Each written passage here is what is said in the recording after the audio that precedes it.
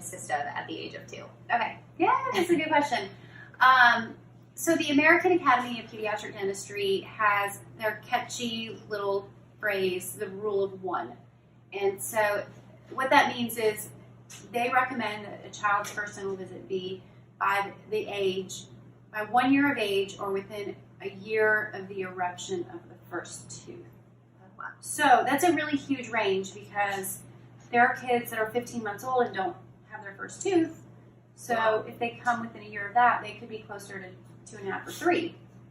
So I kind of like to use the rule of thumb, by the time they're 2, they should have, if not a full mouth of teeth, at least some.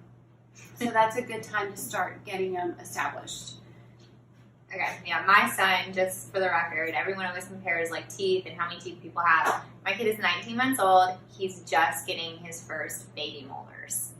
So, you know, some of his friends have like all of their teeth already and he's just barely there. And I guess I dropped the ball on the first visit, but he was a little bit late. I think he was maybe like 9 or 10 months when he got his first tooth.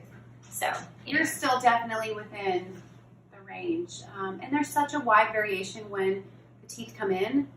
And that's the other thing. Did you see, I don't know if you noticed, Chrissy Teigen brought her child in for her first visit when she was 3. And she posted it on social media and it was a big deal.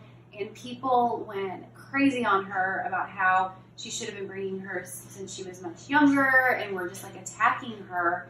And it kind of brought that debate about, and every child's different. So yeah, I mean, I've seen some at my office where like the first visit it's when they're 5 and we can't get any x-rays because their mouths are too small, and that's like a really good reason to consider a pediatric dentist, is because a lot of times the cavities between the teeth we can't see clinically, and so when a kid comes into my practice and I can't get these x-rays, I can tell the parent, well, this looks good from the surface, but I honestly just don't know what's going on underneath. And if it gets past like probably the age of 3 and the kids still can't take x-rays, I generally refer them to the pediatric office if just to get the x-rays. So I still treat kids just like she treats kids, but they're just more specialized in treating kids. So in some ways, you know, I love seeing kids in my practice, but in some ways, like these offices are just much more tailored to seeing kids. And that's why I'm at this office asking these questions for you guys today, because I know it's really like